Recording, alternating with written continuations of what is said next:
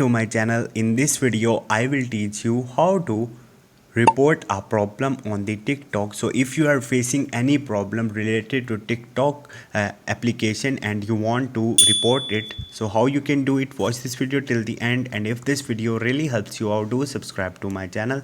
So let's start the video. First of all, you have to open your TikTok mobile application, and after that you have to log into your account. Once you will do it, you have to click on the profile.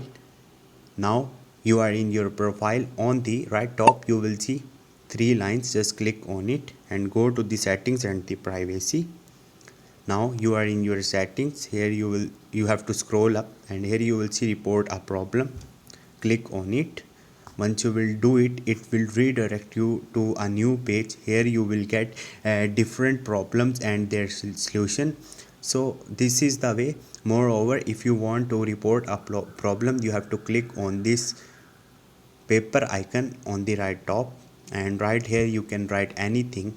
So this is the way to report a problem on the TikTok. Hope this video will helpful for you. If you have any question or any confusion, just drop a comment. I will try to help you. Thank you.